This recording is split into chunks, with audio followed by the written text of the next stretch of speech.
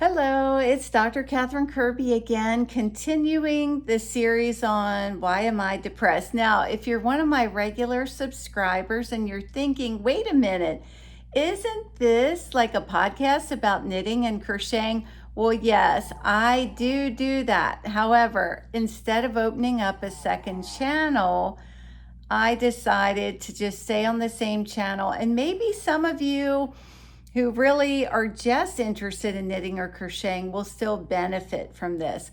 So, why am I depressed? Continued. And we had talked about some symptoms.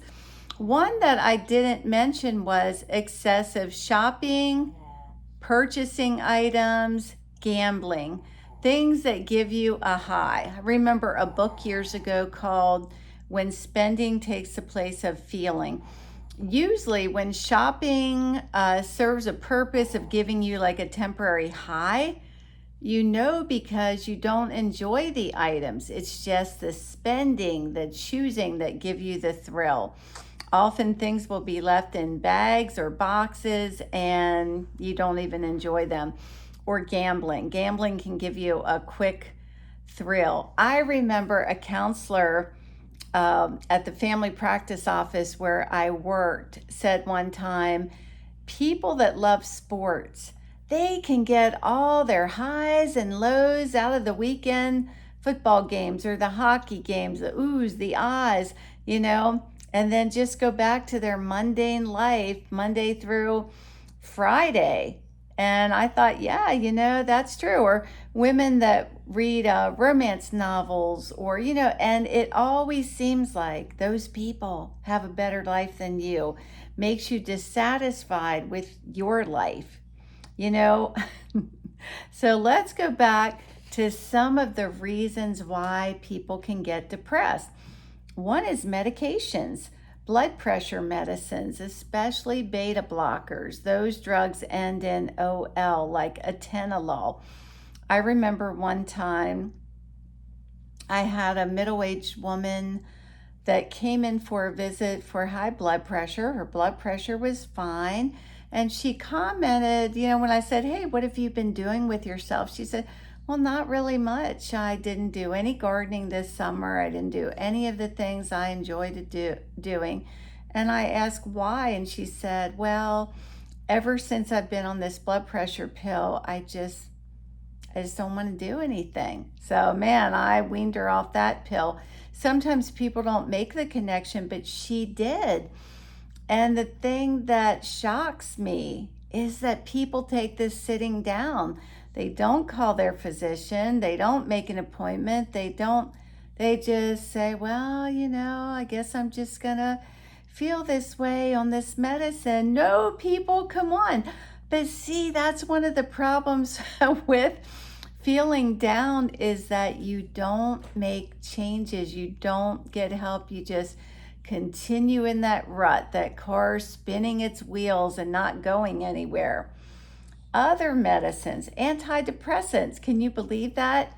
I remember one time I was on an antidepressant, and yes, doctors go on medicines for my fibromyalgia. And I just felt like I didn't care about anything.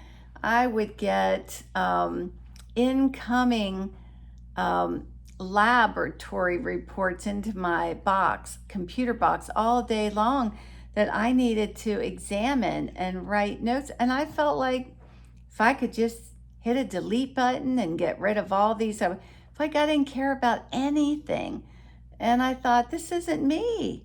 This drug is like, took my personality. I said, no, it's nice that this pill is making my pain better, but no, it's not worth losing who I am. Thyroid medicines like Synthroid can cause depressive effects, and pain relieving medicines can cause feelings of sluggishness or depression or sleeping too much. Allergy medications, so they can dry out your nasal passages. They can also make you feel tired, sluggish, and it just keeps going. Antibiotics, especially Cipro, Parkinson's drugs. Now that's tricky because they say, well, a percentage of folks with Parkinson's get depression and get brain stuff, but maybe you're not thinking that that medicine can make you feel depressed.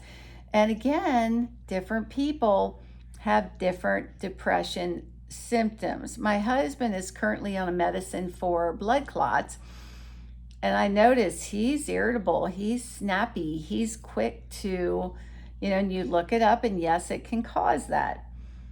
Corticosteroids, birth control pills, hormone altering. I mean, I've known women on birth control that really got depressed. Statin drugs, cholesterol lowering medications, proton pump inhibitors. So they are the medicines you take to decrease your stomach acid if you're having reflux, but they can also upset the brain. Anti-Convulsant, so people on pills for seizure disorders. And interestingly enough, some of those anti-convulsants are put in our chemtrails, and we end up getting them whether we like it or not. Stimulants like Ritalin and things to treat ADHD can actually bring you down, make you feel down. Cancer drugs, benzodiazepines like Ativan and Valium, and things made to calm you down, make you less anxious, but they can down you too much. Sleeping medication. I think that's, acne medicine. There are some acne medicines where teenagers can get extremely depressed.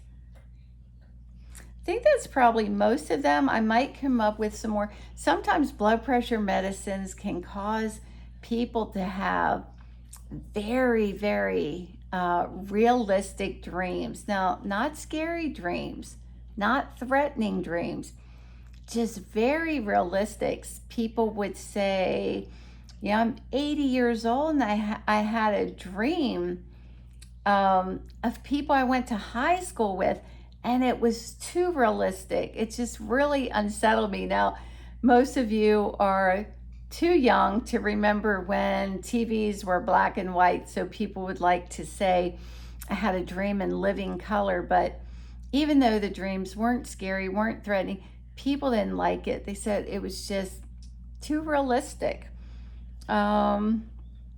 Okay, now let's talk about some foods and things. Sodas, caffeine, and some of those energy drinks have 14 times, they have the caffeine of 14 cans of soda. Yeah. Those things bring you up, and then you get dumped, you crash.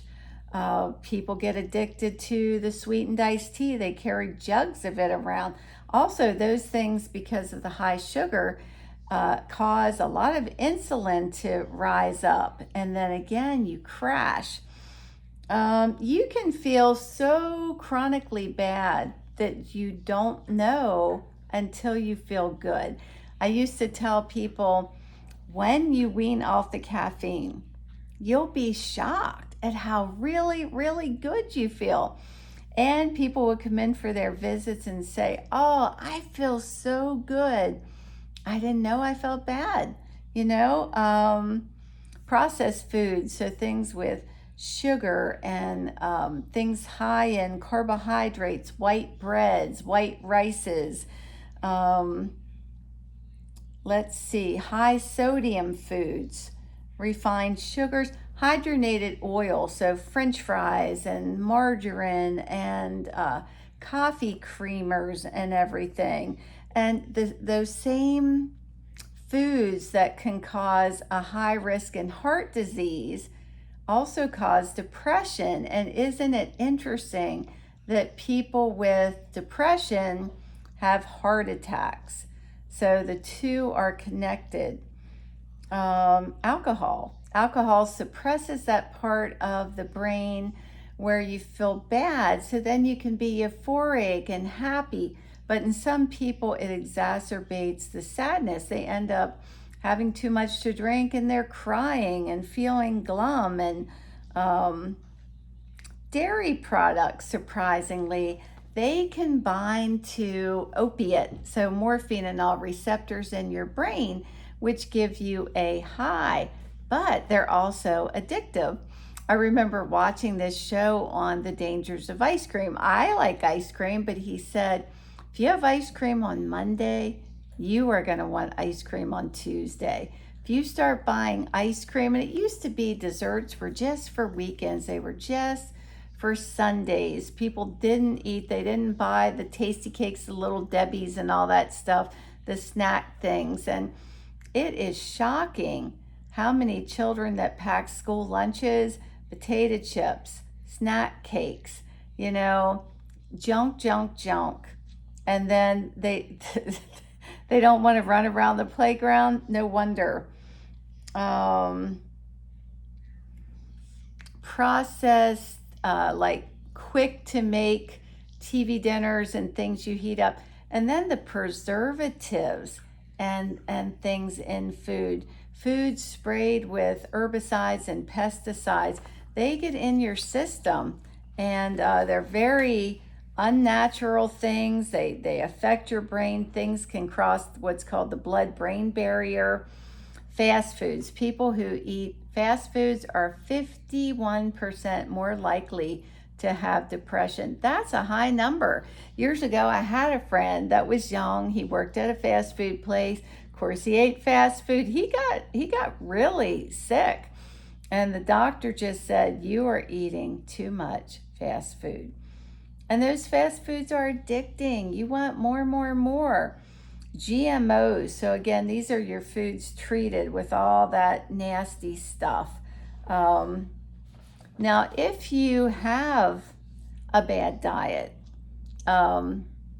you just continue to choose bad things. So number one, it has to start with awareness. Open your refrigerator, open your freezer, open your cupboards. Number two, you gotta want to change, but meanwhile, you're addicted to these things. One good thing is cravings do go away. If you get a craving, it's not gonna last. Just ride the wave. You'll come out on the other end, you'll be okay. So it starts at the grocery store. And the other problem is if you live in a family where everybody else is eating this stuff and you don't have a strong will, you're going to get sucked right into it. I would talk to parents about their obese child, and they would say, well, I'm not giving up my potato chips. Oh, I remember my husband and I went to a Sunday afternoon football game for middle school. And this couple sat down beside us and spread out a blanket, and they had a toddler, a 2-year-old, I'm not sure how old, but this child was so obese that it affected me. It hurt my heart. He waddled. And as soon as the mother got things spread out, she opened up her bag and got out the king size, the Big Daddy of candy bars, and started breaking it into big pieces and handing them to this child. I was shocked. I was speechless, I thought, do you say something?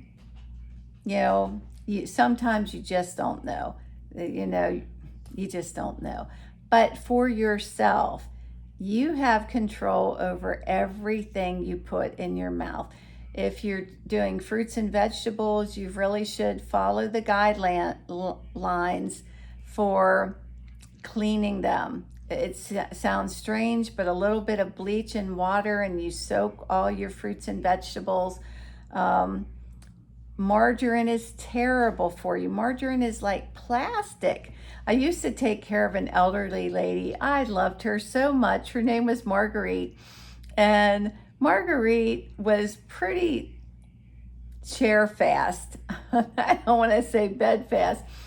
But she told me that during the war, she got a job and she would have these big yellow capsules, and she had these white bricks of stuff, and she would have to mix the yellow capsule in. She was coloring margarine.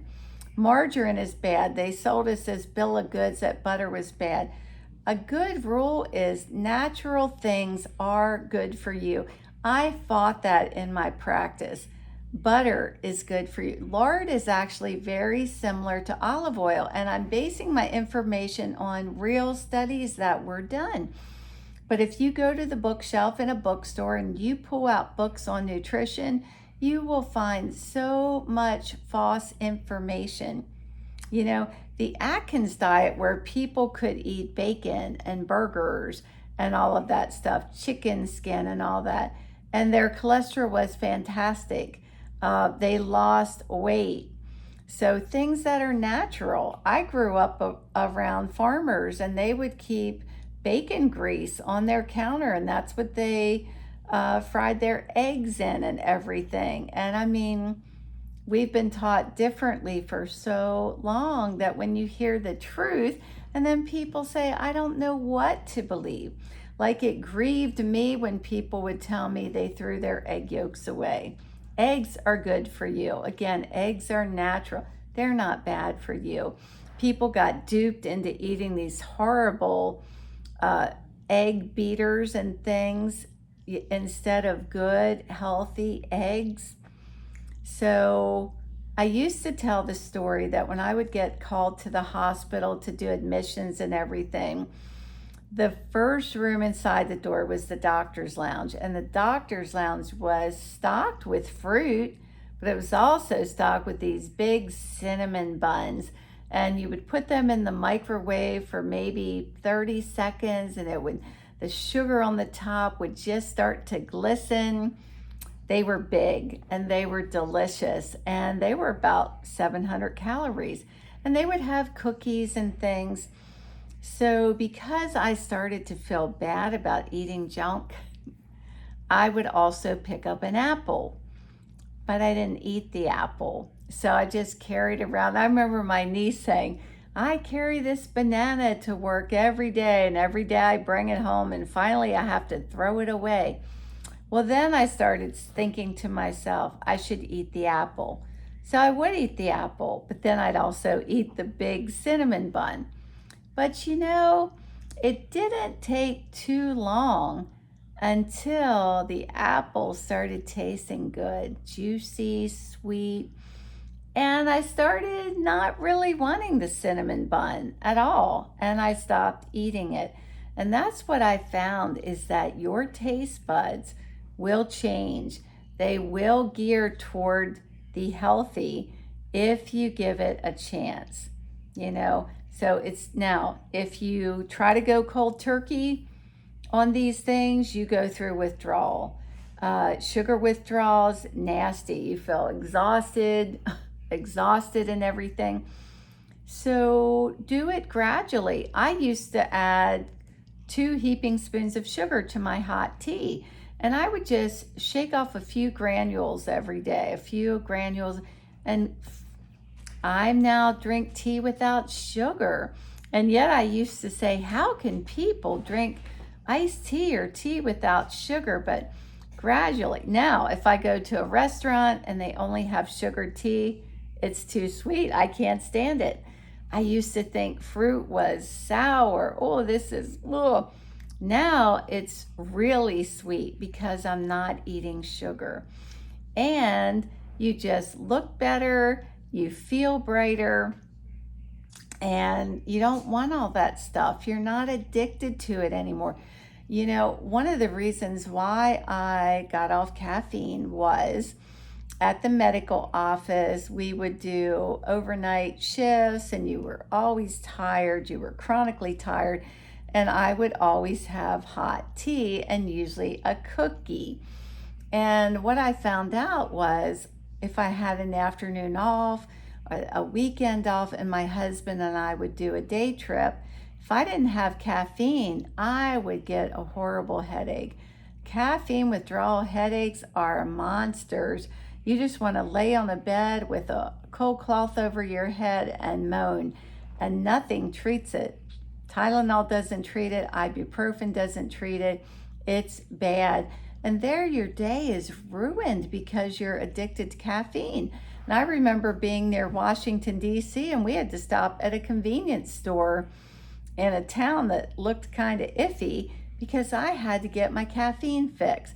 And I said, no, I'm not being addicted like this, that it interferes with my life. I remember one time going on an all-day trip to a baby shower, and I had a headache so bad I couldn't enjoy the festivities. So I got rid of caffeine, I weaned off it, and it's a lie that you get more energy when you're energized. When you're off caffeine, that is when you're energized. One of my patients who was a jolly guy and liked to make people laugh, he told me that when he worked, he offered to make the coffee. He worked in an office with all ladies. He offered to make the pot of coffee, and he didn't tell the ladies that he switched to decaf. And every morning he'd say, how's the coffee? And they'd all say, oh, it's good. It's really good. And after a couple months, he told them that they were drinking decaf, and then they got angry. Now, some people say they can taste the difference, but I also feel that when you're drinking unhealthy things like soda, you lose your taste for water. You just don't want water. After you stop drinking those things, you go out and take a walk, you come back, you're a little sweaty. Nothing's better than that big glass of cool water. So I hope I left you with some thoughts. We're going to continue on in Why Am I Depressed? And remember, it's a lie that there is no reason for depression. There is a reason. Could be medicines, it could be foods, it could be what you're drinking, alcoholism, different things. It could be you hate your job. It could be, you moved and you don't like it. It could be parenting problems. It could be things from the past that you never dealt with. But there is a reason. Clinical depression is a name saying, look, everything in my life is good. I don't have anything I have to own.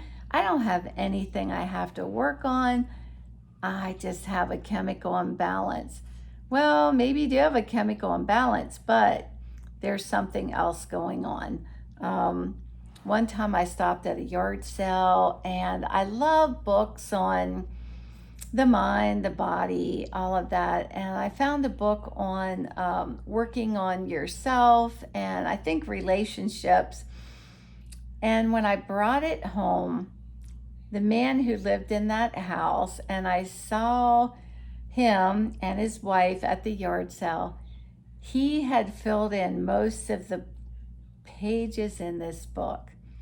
I felt like I was intruding into somebody's deeply personal thoughts and emotions, saying my wife just doesn't love me the way she used to.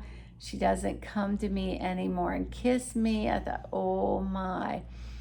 And it can be like that lady on that blood pressure pill, that instead of acting, you just become very passive and you just take these changes in your life and you don't fight back. You don't, you just stay shut down instead of finding out what can be done.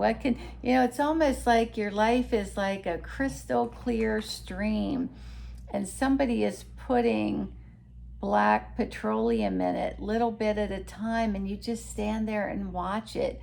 And one of the reasons for depression is a feeling of hopelessness, that no matter what I do, nothing ever changes. Maybe your reason for depression is not enough money, too many bills. You have children, you feel like you can't provide for them. And no matter what you do, there's new bills, more bills, the car breaks down. You learn, it's called learned hopelessness. No matter what I do, it's just nothing works. But God is there, and God is a God of hope and answers if you go to Him.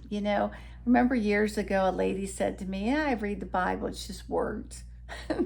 Somebody recently called the Bible, oh, extra reading material.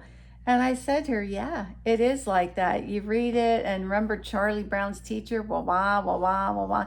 It doesn't mean anything until you surrender your life to God, to Jesus, and say, Lord, I want you to come into my heart and be my Lord. I'm not managing my life very well. I'm not doing this. I'm a sinner. I need help. I need you. And wow, once you surrender and you open up that Bible, it is an entirely different book. It is speaking to you.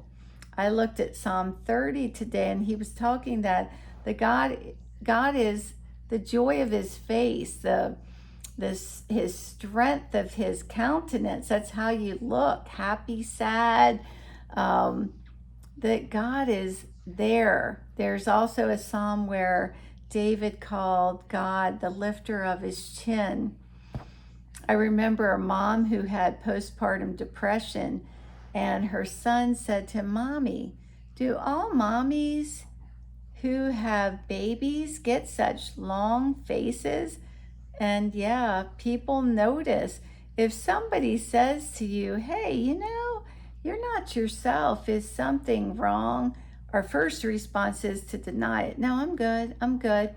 But we really aren't. And this whole, how are you? I'm good. There was a man one time that said he wanted to test people's listening skills. So he went to a party, and people would ask him, how are you? And he'd say, my mother just died. And not one person picked up on that. Oh, good. Like, oh, good, carry on. Nobody was really listening. The Bible talks about ears that want to hear. Incline your ears that really want to hear. And I know that this person would not mind me telling this story. I haven't seen her in years. But when I was doing training as a physician, I was older than most of the people in the program, but there was a younger woman that I respected. I liked her. And somebody told me that she threw a chart across the room. Well, I knew from nursing that when somebody acts out of character, when somebody throws their breakfast tray across the room, they've had it. They're done. And they need all the empathy you can muster. And I was very happy I read that in a nurse's book one time, because not long after that, I had a patient who did that. There comes my dog for some loving. I had a patient that had severe COPD, which is lung disease. Her lips were always a dark purple. She wasn't getting enough oxygen.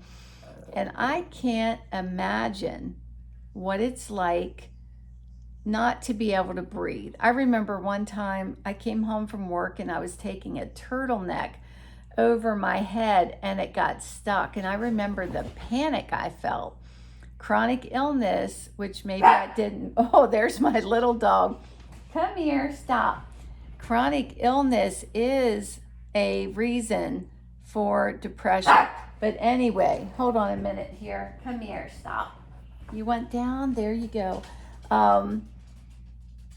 So she got frustrated, too many things going on at one time, getting out of the chair, this, that, and there went the breakfast tray. And because I had read that book, I just said to her, it's okay, I got it. Just take some slow, deep breaths.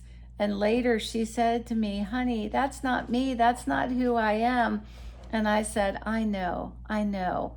So when people act out of character, something is wrong. And for this woman, this was definitely, for this woman named Carol, this was definitely out of character. And so a day or two later, she was walking ahead of me in the parking lot to go into the building, and I caught up with her and I said, hey, Carol, you don't seem like yourself and I'm worried about you. And she said, well, I had a miscarriage. My husband and I lost a baby. And we talked a little bit later, and she was so underwhelmed by the lack of support and empathy and interest that from her peers. A lot of them were newly married, having babies, and so we had a counselor on staff, and the counselor said to her, listen, don't worry about the people that you expected to care. Forget that. Forget your expectations. Go to the people like Catherine who care. And that can be harder said than done, but don't focus on the people that aren't showing you love. Focus on the people that are. You know, things kind of came full circle because we had a send-off for the seniors. So that was winter when I talked to her, and now it's the beginning of June, and she's getting ready to go off and into the world, and her training is finished. And so she was one of the seniors, and when it came to her, she said, I would like to tell everybody that my husband and I are expecting again. And in that snap of time, one of the other women, who in my mind was a troublemaker, stood up and said, oh, I'm expecting again too. Oh, I thought, ouch. But you know what, everybody? There's always going to be people like that steal your moment. And after a while, you almost expect it. But don't carry those people home. So much depression is from carrying those people home from work with you, carrying those people home from work. Let them there. Don't bring them home. Learn to let them there. Don't give them a piece of your pie as far as your time, your life. Don't spend time thinking about them. They're not spending time thinking about you. Some people get depressed because they're what is called enemy focus. There's somebody at work that constantly bugs them and they focus on that person. Don't do it. Don't. Somebody was complaining to me about working in retail, how nasty people can be, demanding and so forth. And I said, yes, sometimes you have days where you seem to get all those people at one time, but for the most part, they say that only 1 person in 10 is like that. And so I told her I did my own little experiment, and at the office, my schedule was hanging out, and at the end of the visit, I would put a smiley face or an unsmiling face based on the person's attitude. And there were very few unsmiley faces. Now, what does happen though is we tend to bring the snarky person home. We come home and say, oh, I had this man today that was so demanding, and can you believe this, and that? Okay, take a deep breath. Don't leave work until you've left him there. Don't leave the shopping mall until you've left that person there. Don't put them in your pocket and bring them home. Why not bring home the person that was really sweet? And folks, that takes retraining. That takes thinking it and saying, no, I'm going to talk about the sweet gentleman that came in today and brought us candy. I'm going to talk about the young mother who was so sweet with her baby. I'm going to talk about the dear. You got to train yourself. The Bible tells you whatever's good, whatever's lovely, whatever is of good report. And so those are the things for us to focus on. There's something called stinking thinking, and you tend to think in the gutter. You tend to think of the bad. Somebody tells you the sun is shining and you tell them it's supposed to rain. We're getting a storm. It takes retraining. Now, thank the good Lord, your brain can only think of one thing at a time. So you push that other thought out and put the good thought in. Somebody devised the exercise where you put a rubber band on your wrist And every time during the day and evening and so forth that you dwell on stinking thinking of the negative, you give that rubber band a snap. People have said it's shocking how sore their wrist gets. So you retrain yourself to get your mind out of the unhappy places and elevate them to the good in this world and the sun that's shining. Now, back to that one thing that I talked about at the last podcast. When you're really depressed, and I say just one thing a day, think of one thing a day that you're thankful for. That also takes discipline because you can't find that one thing. You are so buried with burdens that you can't, but don't go to bed until you find that one thing. And after a while, that one thing becomes two things, becomes three things, and you develop an attitude of gratitude. You develop praise to your Creator for the good He has given you. And if you can't think of anything, ask God, God, what is it in my day for me to be thankful for? Because you sure don't want to be a grumbler or a complainer, and maybe life is really bad right now. So just one thing. And for now, I'm signing out. Thank you for tuning in. Thank you for giving me some time in your day, because you're going to say, well, she doesn't know me, but I care about you, or I would not be making this video. And I've been where you are. So God loves you, so do I, and keep shining.